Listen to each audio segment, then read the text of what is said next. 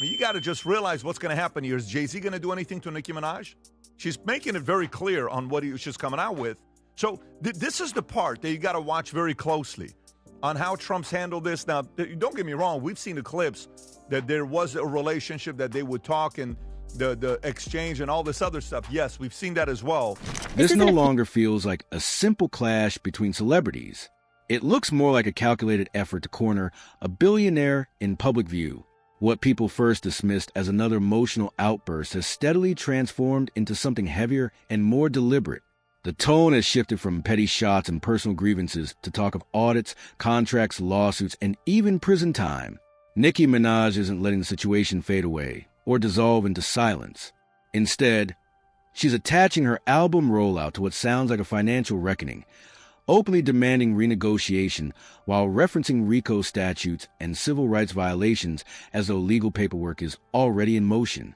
She claims she's owed somewhere between $100 and $200 million from a 2021... And you're not going to go sue everybody that's going to do whatever they're going to say. Nicki Minaj is not nobody. If Nicki Minaj tweets something like this and Jay-Z doesn't sue, well, it's very different than what Trump does. Title sale to Square for $297 million, then publicly warns Roc Nation executives that their countdown has begun. Suddenly, March 27th, 2026 isn't just a release date. It feels like a pressure point, a ticking deadline. Meanwhile, Jay-Z remains quiet. His camp stays quiet. The entire industry apparatus stays quiet. If her claims were empty theatrics, the noise should have faded by now. Instead, the intensity keeps rising. And if this is negotiation through public pressure, the real question is, what evidence or leverage does she possess that makes her speak like someone expecting repercussions rather than reconciliation? This is the moment where the narrative stops looking like drama and starts looking engineered.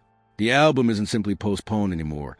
It's being used as leverage. First teased in early October, then again near the end of September. She locks in March 27th, 2026 as the official drop, only to threaten yanking away completely, tagging Jay-Z with a pointed, "Hope you're satisfied now." That's not coincidence. It's a calculated signal.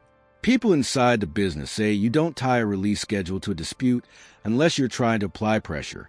She keeps repeating that the project remains shelved until her deal is renegotiated and until she exposes what she claims a RICO probe is revealing about manipulated charts and behind-the-scenes interference.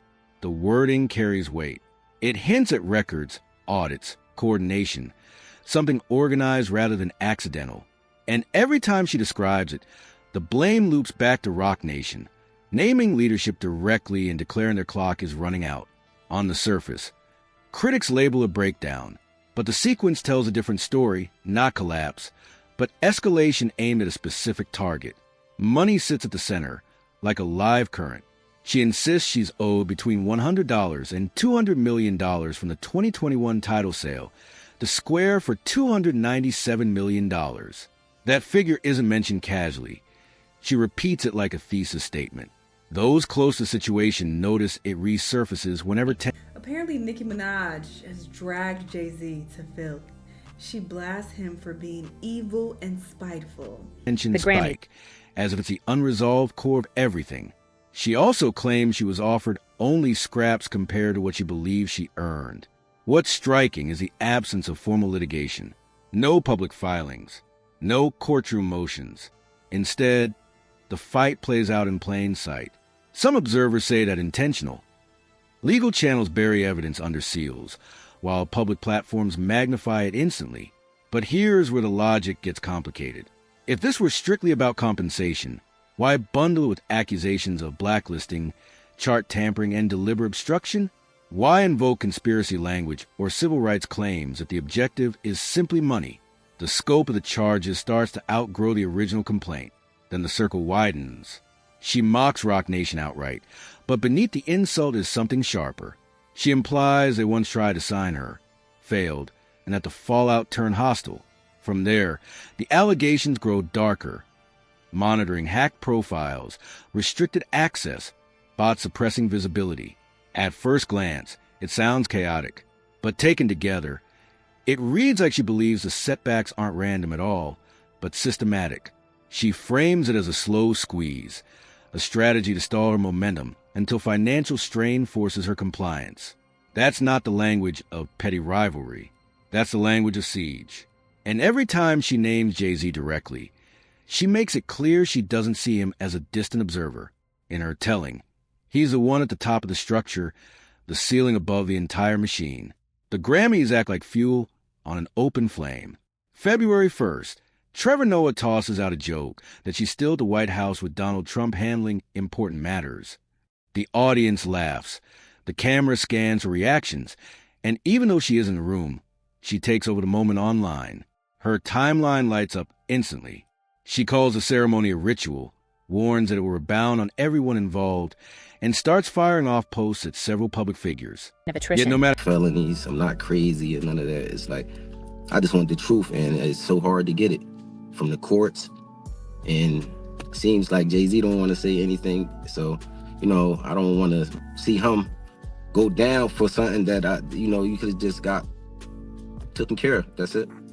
How wide the net spreads, the focus keeps snapping back to one name, Jay-Z. She uploads photos of him alongside younger women, adds alleged ages to the timelines, and brands him a predator. The language hardens. What began as corporate complaints turns into something heavier, an ethical prosecution. She talks about power being protected through secrecy and sacrifice. The tone isn't business anymore. It's moral condemnation. People in the industry say that once a conflict shifts from contracts to conscience, the objective changes. At that point, it's not about money.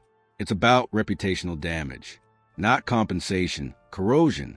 It starts to read less like negotiation. Nuclear. It started with an exorcism. Oh Exorcism. my God! This Dang, woman, you think she that's a lot possessed? What y'all think? I don't think exorcism. I don't think an exorcism is needed. I thought maybe a benefit concert. But I also talked. Donation, definitely. Donation. Of course, always thought you it was a have donation. to. Yeah, that's the foundation of the start. And then you got to sit down with Gayle King. And more like an effort to permanently tarnish a legacy. At the same time, his camp remains completely quiet. No denial, no clarification, no off-record statements through intermediaries. Observers point out that Roc Nation usually reacts quickly when narratives threaten its brand, often with legal muscle. Here, there's only silence. And that quiet becomes part of the story itself. Some see it as certainty, the idea that the accusations don't deserve acknowledgement. Others see it as tactics, that responding would legitimize the claims. But as the days pass without a word, her allegations multiply and spread. She escalates the vocabulary again, invoking conspiracy, coercion, even false imprisonment. She repeats that the album stays locked away until her contract is redone, and until she discloses what she insists a RICO probe has uncovered about Billboard manipulation. That phrase resurfaces constantly, like a trail of clues she never fully explains. If it's theater, it's remarkably sustained. If it's leverage, the pressure keeps increasing. Then another storyline folds in. An old paternity dispute re-enters the public conversation, with the claimant thanking Nicki and even the president for support. Court documents show the case struggling, including an award of attorney's fees, over $119,000, under an anti-SLAPP ruling, technically unrelated, yet it circles the same central figure. When she acknowledges a claimant, even briefly, it reinforces